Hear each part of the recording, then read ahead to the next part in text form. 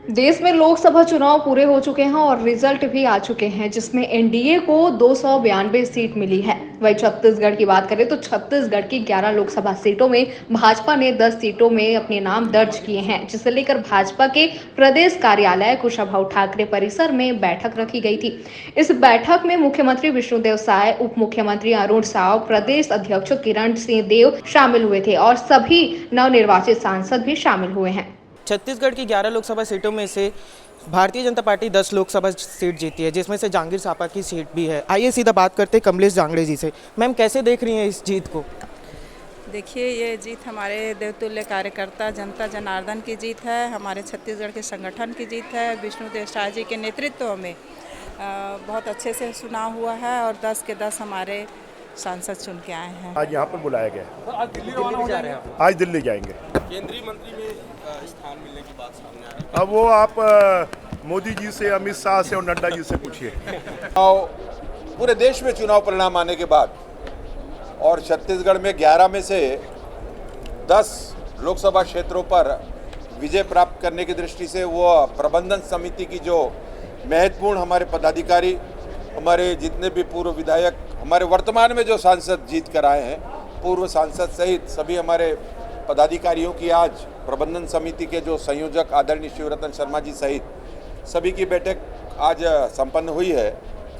आदरणीय मुख्यमंत्री जी आज की इस बैठक में विष्णुदेव साय जी लगातार बने रहे।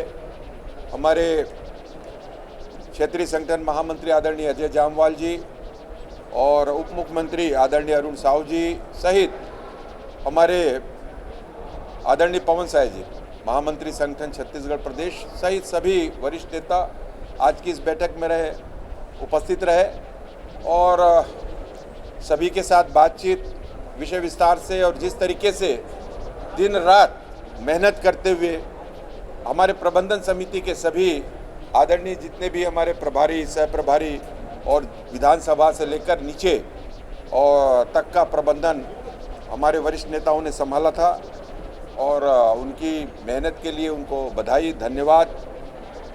परिश्रम की पराकाष्ठा आप सभी ने मिलकर की है और इस चुनाव परिणाम में और पिछले लोकसभा में 46.27 मत से बढ़ते हुए और 52% की जो पिछले उसमें थे उससे आगे जाकर ऐसे करीब करीब 10% पिछले 42% लोकसभा से लेकर और अभी 52% से 10% का और छत्तीसगढ़ की जनता ने जो अपना आशीर्वाद, अपना सहयोग, अपना मत आदरणीय प्रधानमंत्री मोदी जी के गारंटी की योजनाओं पर, हमारे आदरणीय विष्णुदेव साय जी के सुशासन पर देते हुए फिर इस बार लोकसभा में इतने 10 सीटों पर विजय श्री दिलाने के लिए सभी का अभिनंदन और आभार किया गया। आदरणीय बृजमोहन अग्रवाल जी ने जिस तरीके से पूरे देश में टॉप 10 के अंदर मतों के अंतर से टॉप 10 के अंतर्गत 9वें स्थान पर अपना मतों की संख्या से जीत का अंतर का रिकॉर्ड बनाया है, उसके लिए भी अभिनंदन। हमारे 2 सांसद राजनांदगांव से आदरणीय संतोष पांडे जी ने, यहाँ के पूर्व मुख्यमंत्री और हमारे अन्य सभी सांसदों ने जहाँ जहाँ से विजयश्री प्राप्त किए हैं और उनको भी अभिनंदन किया। उनको वहाँ से वो जीत के आए हैं दूसरी बार। और विजय बघेल जी पिछले बार से भी ज़्यादा मतों के अंतर से जीत कर आए हैं, उनका भी अभिनंदन किया।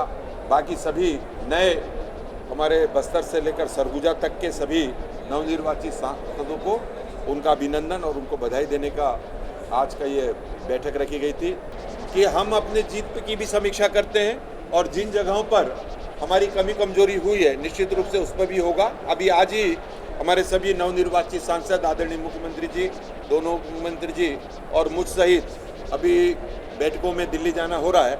उसके आने के बाद निश्चित रूप से एक योजना कार्यक्रम तय करके सभी के साथ बैठकर क्या लग रहा है इस बार छत्तीसगढ़ को कितना प्रतिनिधि मिलेगा? 1 से 2 मिलेगा?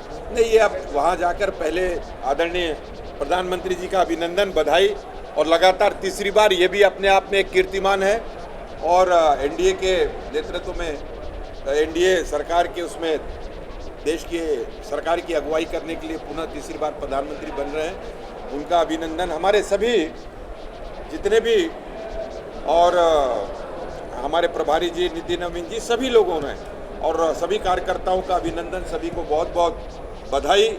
हमारे छत्तीसगढ़ की जनता सहित हमारी जो श्रेष्ठ जनता है छत्तीसगढ़ की, उनका भी अभिनंदन और बहुत बधाई उनके विश्वास जो उन्होंने भारतीय जनता पार्टी के ऊपर प्रकट किया, और साथ ही पूरे देश की जनता को भी आज तीसरी बार एनडीए की सरकार भारतीय जनता पार्टी नीति गठबंधन के पुनः केंद्र में सरकार स्थापित होने की बहुत बहुत बधाई। धन्यवाद।